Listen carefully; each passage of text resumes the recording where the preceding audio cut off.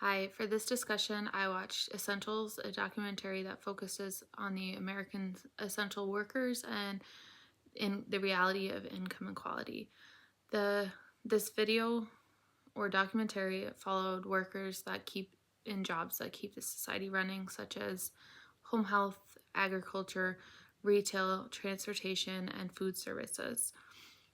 It really resonated with me that we need these people to run society, but they still face economic instability during crises such as the COVID-19 pandemic. And then we classify them as working full-time or sometimes even overworked, but they still can't afford basic needs such as education, housing, childcare, or medical coverage, or even savings. It mentioned in the video that a lot of people couldn't cover a $400 unexpected expense. They talked about feeling essential but disposable, and then they how deep the income inequality and structural undervaluing of the essential workers. We don't take into consideration how valuable they are.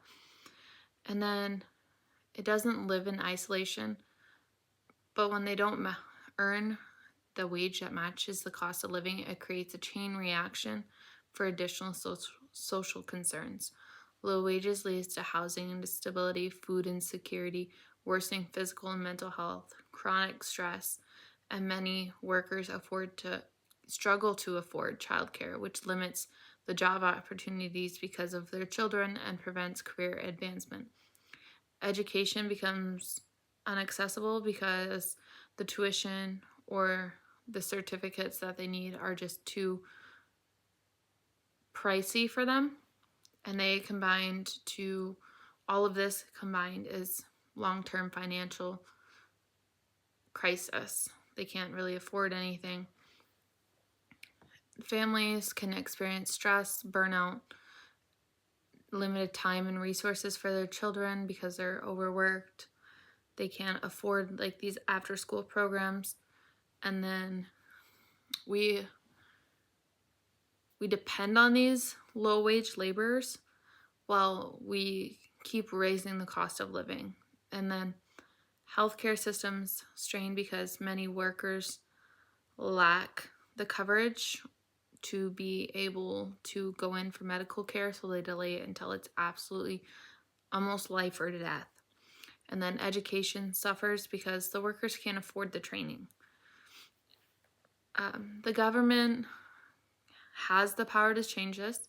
They can raise the wage standards, they can strengthen the protection for the workers and expand the social programs that are offered. Businesses could offer these workers living wages, benefits, schedules that are predictable, and just overall safer conditions.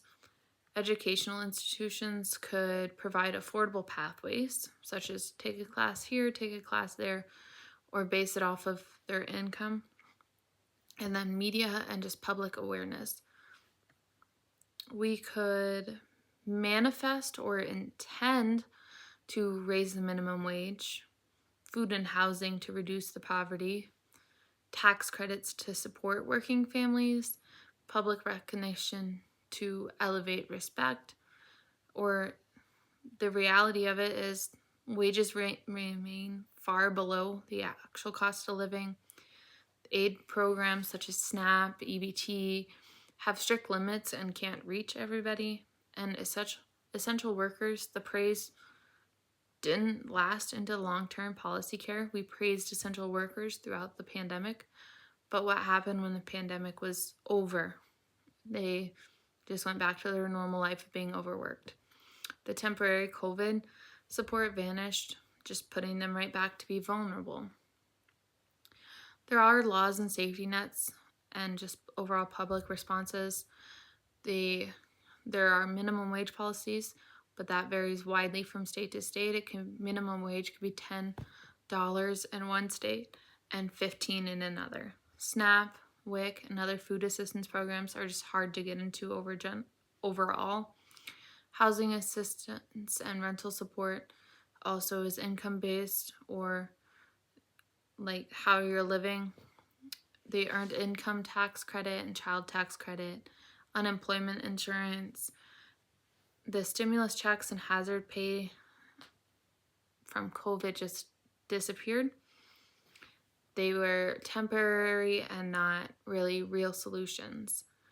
And so my question to my classmates is, if we could change one policy or social system to improve the life for these essential workers, what change would make the biggest impact and be the most long-term impact, and why? Thank you.